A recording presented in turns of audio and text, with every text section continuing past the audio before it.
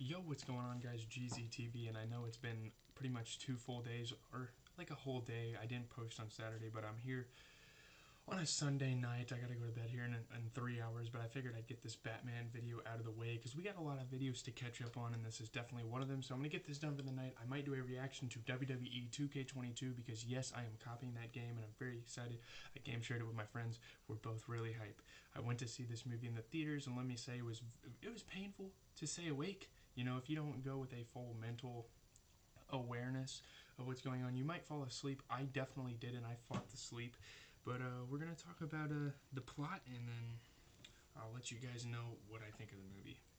What I thought of the movie, because I've already watched it.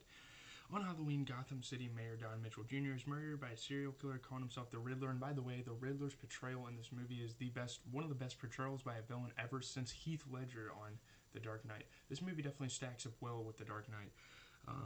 Reclusive billionaire Bruce Wayne, who has operated for 2 years as the vigilante Batman, investigates alongside the Gotham City Police Department, GCPD. Lieutenant James Gordon discovers a message left for Batman by the Riddler, but Commissioner Pete Savage berates him for allowing a vigilante to enter the crime scene and forces Batman to leave. Soon after, the Riddler kills Savage and leaves another message for Batman. Batman and Gordon discover that the Riddler left a thumb drive in Mitchell's car containing images of Mitchell with a woman, Annika Koslov, at the Iceberg Lounge, a nightclub operated by the Penguin mobster Carmine Falcone's lieutenant. While the Penguin pleads ignorance, Batman notices that Selina Kyle, Annika's roommate, works at the club as a waitress. Batman follows Selina home to question Annika, but the latter soon disappears, so he sends Selina back to the Iceberg Lounge to search for answers. Through Selina, Batman discovers that Savage was on Falcone's payroll, as is district attorney Gil Coulson. Selina shuts off communication when Batman presses her about her relationship with Falcone. The Riddler abducts Coulson, straps a timed collar bomb to his neck, and sends him to interrupt Mitchell's funeral. When Batman arrives, the Riddler calls him via Coulson's phone and threatens to detonate the bomb if Coulson cannot answer 3 riddles. Batman hopes Coulson answer the first 2, but Coulson refuses to answer the third. The name of the informant who gave the GCPD information that led to a historic drug bust ending mobster Salvatore Maroni's operation and dies. Batman and Gordon deduce that the informant may be the Penguin and track him to a drug deal. They discover that Maroni's operation transferred to Falcone, with many GCPD inadvertently exposes them when she arrives to steal money. As the Penguin flees, Selina discovers Annika's corpse in a car trunk.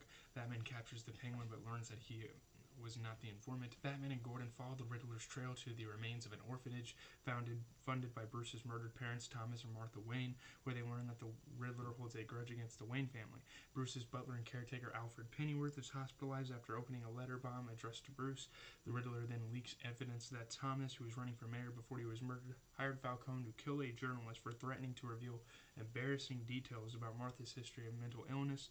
Bruce, who grew up believing his father was morally upstanding, confronts Alfred, who confirms the allegations that maintains that Thomas only asked Falcone to threaten the journalist into silence, and planned to turn Falcone over to the police once he found out the journalist was murdered. Alfred believes that Falcone had Thomas and Martha killed to prevent this.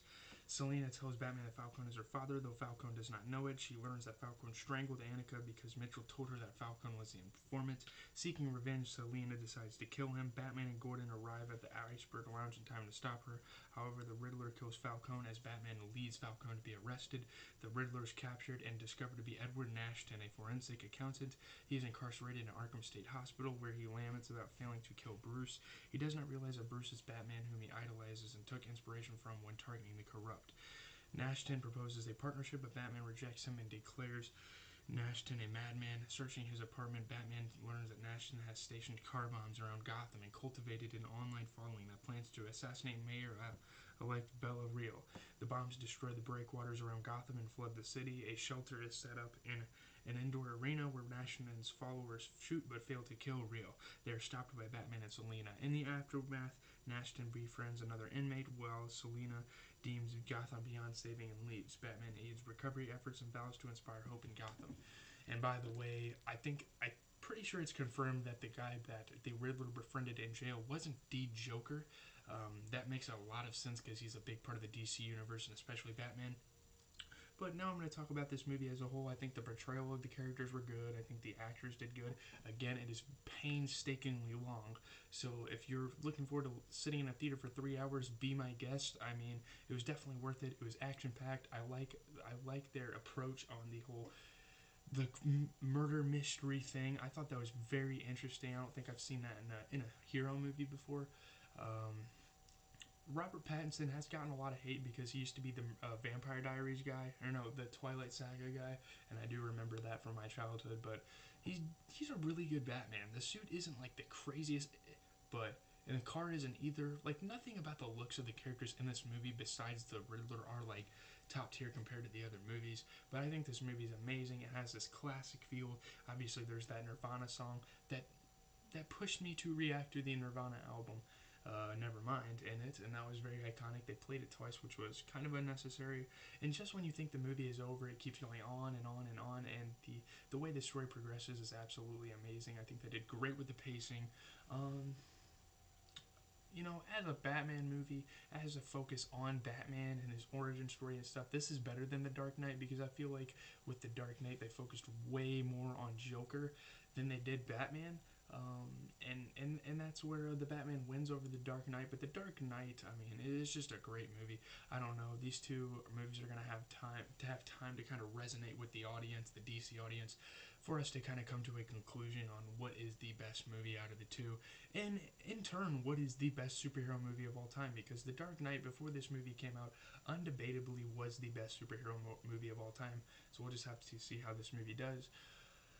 Yeah, I think the scenes were badass. I think some of the one-liners by Batman after watching all of these superhero movies were kind of corny, but yeah, I don't really have too much else to say about this movie. I'm getting ready to kind of show you guys a first reaction to WWE. I don't think I'm going to get into any gameplay. I'm just going to kind of go through the modes, kind of give you guys my thoughts on it. If you want to pull up to the YouTube video, tomorrow we'll try to get Tana Talk 4 album review out. We'll try to get this isn't the end of the video, by the way. We'll try to get the Tana Talk 4 review out. We'll try to get some NBA recap. We have like 3 days of NBA to cover on one episode, so that's going to be action-packed. But yeah, great movie. If you're a Batman fan, obviously watch it. I think a lot of the stuff in the movie is pretty badass. It has this classy feel to it, which is pretty sick. The Dark Knight, like, ironically released before this movie, and this movie seems less modern than the old movie. Not because of the effects, but just the aesthetics of the thing of the movie. Ironically, I think the old Batman, The Dark Knight, is like more modernized looking than this movie. And I don't really have much else to say. I just had a terrible voice crack.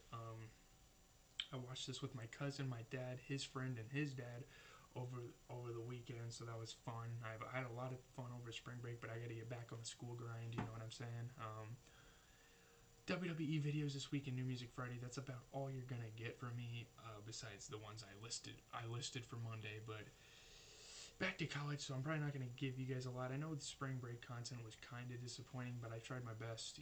There really wasn't many things to make videos on. I did a couple album reviews. I did some Batman reviews, kind of hyping up the release of this, or me going to see this movie in theaters, because obviously I went to see this movie a week and a day, to be exact, after this movie went to theater. So, yeah, hopefully you guys enjoyed the video.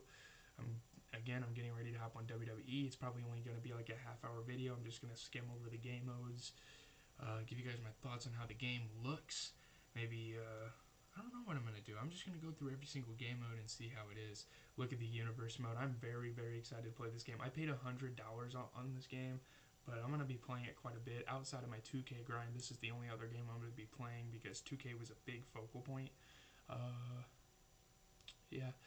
Hopefully some good music drops over the next few weeks, so we can bring some viewers into here. Lil Durk got a little bit of love. There hasn't been a video in a while that has gotten big love, but I appreciate some of you guys subscribing, some of you guys discovering my channel. I'm kind of just blabbling on at this point, and some people sat 10 minutes for this movie's credits just to see a riddle. And the riddles were clever. The Riddler almost reminds me of Saw, like Jigsaw, definitely. And it was really, really cool. It almost felt like a Saw movie, but with a superhero.